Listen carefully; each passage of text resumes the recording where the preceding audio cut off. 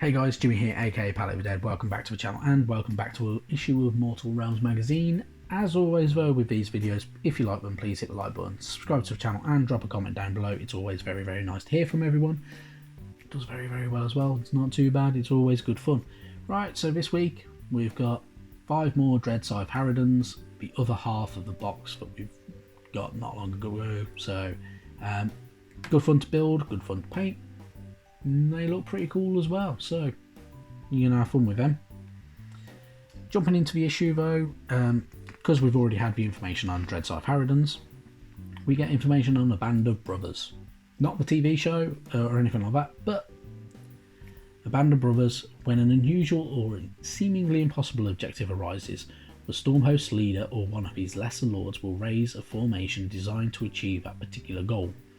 The most common of these temporary formations are known as Brotherhoods, and Brotherhoods may include units selected from across a number of different chambers. So, they are carefully assembled, planned to ensure the mission is a success, but they are only ever temporary, so they'll go back to their enclaves and everything like that, as and when they need to. So, definitely cool. A bit more information about the Stormcast and how they work. So that's why you've never always got shed load of certain ones. So you'll have a group of Sequitors, a group of Castigators, a group of Liberators or anything like that as well, all fighting one foe. Then we've got some more of the different Stormhost information here. So you've got the Knights Excelsior, the Gyron Guard, the Radiant Sons of Sigmar, the Blooded Dawn, and Angels Etheric. So really cool colour schemes for a lot of these. My favourite out of all of them, if I'm going to be brutally honest, is the Angels Etheric. They look really nice. A light silver with red and gold trim. Looks really good. They are all drawn from monster hunting tribes as well, which is always really nice. And nice to hear more about the monsters of Azir and the different kind of areas and stuff like that. Then we're going on to the Chaos Gods. Chaos Gods, so we're getting more information about them. So you've got Nurgle, the Lord of Disease and Corruption, who delights in the decay and physical corruption. The cycle of decay, rebirth and death draws Nurgle the way a corpse draws flies. During times of pestilence and rampant contagion, Nurgle becomes stronger to the great dismay of his rivals. So, Nurgle's designed to spread plagues and everything like that as and when he goes. So, kind of, if you think back how, you would have gods that are pestilence and everything like that in ancient times, in the real world, in all honesty. Khorne is the blood god, the most powerful of the gods, the lord of schools. There is room in his black heart for rage and rage alone. Khorne's only desires are slaughter and warfare. He seeks to test his might against the most powerful of foes. So Khorne is literally just wants a schools, so all his followers, acolytes, will try to take a skull for the skull throne. Tzeentch. Tzeentch's domains are magic cunning, for he is the god of sorcery and deceit, the changer of the ways. The great manipulator and architect of fate is forever coming up with new schemes, plots within plots that are beyond the understanding of mere mortals. So Tzeentch is kind of behind things like the Zangors, Silver Tower, and stuff like that as well. And they have a big habit for his acolytes for evolving and kind of eventually changing into different things. So changelings and blue horrors and stuff like that are kind of common with Tzeentch. Slaanesh. Slaanesh is the Dark Prince, the god of excess and lord of pleasure. For the most beautiful of all the Chaos Gods, Slaanesh's throne is currently empty, however, for the god himself is lost. His minions feel despair and confusion with his absence, while the remaining powers rejoice. So Slaanesh, if you ever look at any of the Slaanesh-based models, they're very kind of sexualized. Not gonna lie, they have a bit of an 18 rated feel to a lot of them. Then you've got the Great Horned Rat. The Great Horned Rat is blight and pestilence given form. Having recently ascended to godhood, the god of Skaven is not considered an equal by his brothers. However, treacherous plotting has always been the way of vermin. Soon he will rise. I quite like the Skaven. Skaven are very, very cool, they're very different, and they have something about the Skaven that I just enjoy, in all honesty. So the Skaven are very kind of a mix between a bit of everything. They are cunning, they like to plot, they will happily turn their back on each other, they will kill each other, they will maim each other if needed. But they also spread plague, so they are very kind of close between Nurgle and Zeech, probably, out of all of them. So there are multiple clans within Skaven worlds as well, so definitely some cool stuff. Skaven are also have also played a role in the Necroquake by burrowing into the Black Pyramid. They disrupted Nagash's full plans, so his full plan, his kind of designs didn't quite go off the way he wanted, and he never sensed it, unfortunately. But Bones and Blood, so this is slightly different looking. It looks really quite cool. It looks like it's the front cover of a book or a tome. So it is The Encounters with the Dead by Tyrus von Stadt. So, welcome, reader, to the personal journals of one Tyrus von Stadt, Sigmar save his soul. The author was once an artist, occultist, scientist, and true son of Lethis. This journal is a record of von Stadt's interactions with, investigations of, and observations on the undead. The accounts within are not suitable for those of a nervous disposition, and are graphic in their descriptions of the horrors that lurk in the expansive wilderness of Shaiish.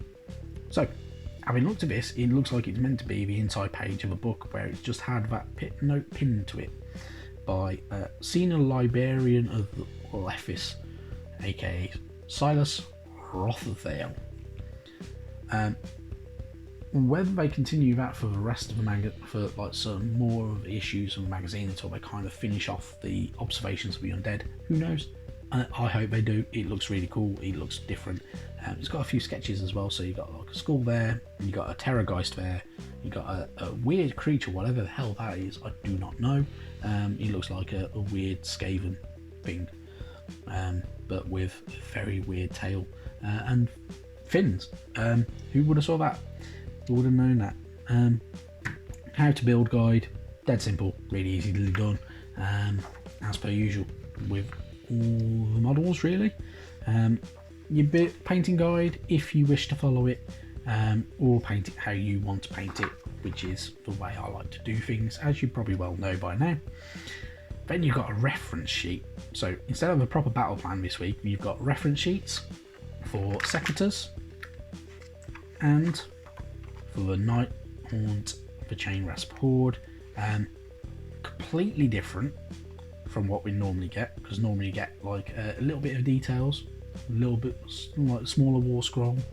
We'll get a few little bits here, there and everywhere that are designed to kind of give you a step-by-step playthrough of how you can play it, depending if your roles match theirs. But this week, none of that. What they've done is told you information about different abilities of certain models, aka the Secretors and Chain Rasp Horde, and then just that. But that is your battle plan. So your battle plan is literally war comes to Gairan. So get your large mat out from one of the issues not long ago, turn it over to the Gairan side, and start off with 5 Secretors against 15 Chain Rasp. So easily done. Play it how you want to play it. The Stormcast Eternals player takes the first turn in the battle round, and just follow the instructions as you go, and enjoy yourself. Before we move on to what's coming in next week, I just wanted to go through this week because you also get this pull-out bit for War of Life. So the War of Life has raged since the Age of Chaos and shows no signs of slowing down. Hilario and her Sylvaneth children seek to scour their foes from the Jade Kingdom and restore the lands to their former Veridant glory. So this pull-out has Nurgle, the god of disease and decay, of course, who is essentially always invading and trying to take over the Jade Kingdoms. And then you've got Hilario the Everqueen on this side. So the Everqueen is Queen of a Radiant Wood, all mother of Gyron and a goddess of a realm of life.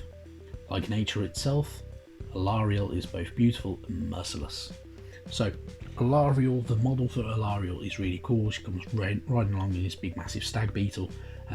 Got these big massive kind of leafy wings, they look like. But she's a really cool model. I must admit I do like that model, although I have no interest in the silver now, in all honesty. Your Nurgle models always look really good. They're very plague, kind of very grimy looking, everything like that. And then you get this map of the Everspring Swath. So you got your places of interest, which includes Shimmerfalls, Ethelward, Hidden Vale, which used to be one of Hilario's secret sanctuaries, until it was discovered and attacked by Nurgle's armies. Greywater Fastness. So you'll probably hear about Greywater Fastness in a lot of the stories if you read any of the novels. Hammerhorn Gyra, which is another one where you'll hear quite regularly, which one half is in Gyron and the other half is in Akshi, which is the realm of fire. So it's one of the only cities where it spills into two realms, mainly around the Realm Gate. Plague Spire, a settlement created by the followers of Nurgle. The land itself has recoiled from the city's foulness, leaving a pus-filled wound from which the city rises. And then you got things like the Reality Shores and the Jade Wound as well. And he also mentions the Living City as well, which is the city of the Everqueen and everything like that as well. So pretty cool. So it's always nice to hear about more of the realms than just Azir and Shaiish. Moving on to next week though, we've got two paints. So we're getting Mephiston Red and Rakhar Flash. Not too bad. Not a lot we can say about that in all honesty. So we'll find a bit more out about Khorne though. And first part of the Core Rules is coming as well. Then issue 23 we get more Stormcast reinforcements, so we get new War Scrolls, new models as well, which are 4 Liberators and 1 Prosecutor, which is our first aerial unit for the Stormcast Eternals, and the Liberators pretty cool with their shields and hammers. And that's it. Dead simple, really good. Some good new models coming. There's more good stuff coming in as well, from both the side of death, the Nighthorns, as well as the Stormcast Eternals. So, good stuff. Right, I've kept you all long enough. Thank you very much for watching if you've watched to the end. That's it. I will see you very soon for some painting videos, hopefully. I just need to finish a few painting bits off and stuff like that. Fix a couple of models as well. And yeah, I'll see you very soon. Thank you for watching. Bye bye now.